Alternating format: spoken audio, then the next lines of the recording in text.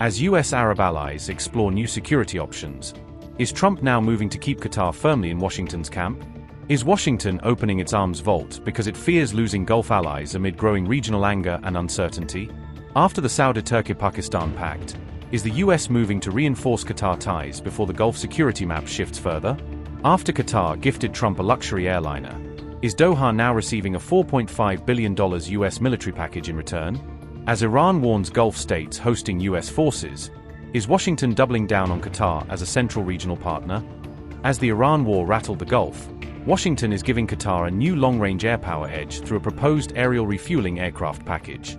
On August 20th, the United States approved a possible $4.5 billion military package for Qatar, covering aircraft, defensive systems, and long-term support. The proposed sale centers on 4 KC-46A aerial refueling aircraft for Qatar's armed forces, giving Doha the ability to support combat jets over much longer distances. The State Department approved the potential sale before formally notifying the US Congress, starting the required process for a major foreign military sale. Washington said the sale would help Qatar meet current and future security threats, as regional states face repeated missile, drone, and maritime risks. The United States also said the deal would improve Qatar's interoperability with allied forces, allowing its aircraft to work more closely with US and partner air operations. The KC-46A could give Qatar a major ability to refuel its combat jets during flight, extending patrol time, strike range, and regional operational reach.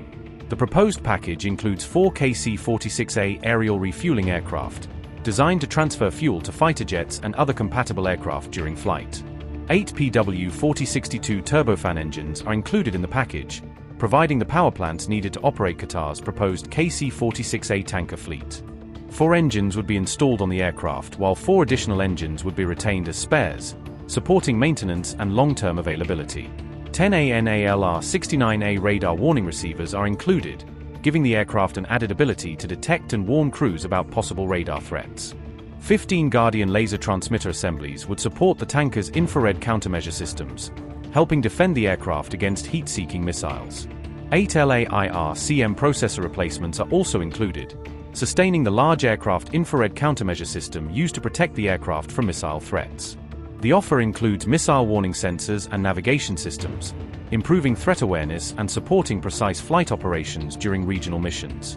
Identification friend or foe transponders are included, helping Allied forces identify Qatar's aircraft and reduce the danger of accidental engagement. Training, maintenance, and logistic support are part of the package, ensuring Qatar can operate, sustain, and repair the tanker fleet after delivery. The proposed package has now gone to Congress and remains subject to further approval, meaning Qatar has not yet completed a final purchase agreement. Final prices and equipment numbers could still change as negotiations move forward, with the final arrangement depending on decisions made by Doha and US contractors. Washington also said the package will have no adverse impact on US defense readiness, stating that the proposed transfer would not weaken American military capacity.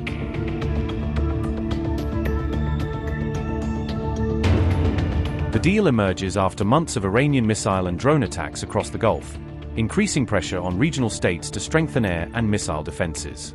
Qatar hosts Al-Udeid Air Base, the largest US military installation in the Middle East, making Doha central to Washington's regional military posture. Al-Udeid has been targeted several times by Iran since the war began in late February, exposing Qatar directly to the risks of a broader US-Iran conflict. Qatar has also mediated between Washington and Tehran as their negotiations remain stalled, preserving its role as a key diplomatic channel despite growing tensions. Doha is also working on mediation efforts involving Israel and Hamas in the Gaza Strip, making Qatar a vital intermediary across multiple regional crises. Washington has approved other major Gulf arms packages since the conflict erupted, strengthening partner militaries as US allies face sustained security threats. The Qatar sale also comes as Iran's top army commander warns Gulf states over US activity, adding urgency to Washington's efforts to reinforce regional partnerships.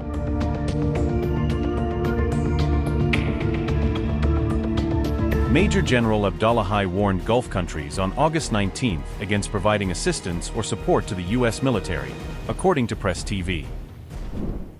Major General Ali Abdullahi said, and I quote, "Those southern Persian Gulf countries that issue various statements claiming they will not allow the United States to use their territory against Iran should know that nothing escapes our attention.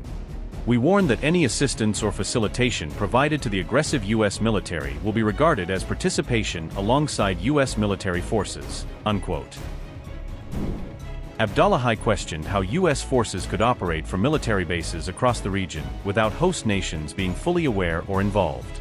The Iranian warning came shortly after Tehran-backed Houthi forces warned Riyadh against taking further steps that could escalate the regional conflict.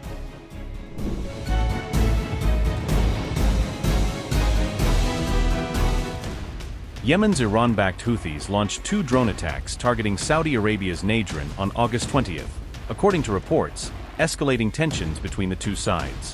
One of the drones reportedly targeted a site at Najran airport, according to a report by Iran International, raising fresh concerns over attacks on Saudi infrastructure. The second drone was reportedly aimed at Aramco oil facilities in Najran, according to the Houthi-run Saba news agency, further widening the range of targets. Houthi military spokesman Yehia Sari said one of the drones targeted what he described as a sensitive site at Najran airport during the latest operation.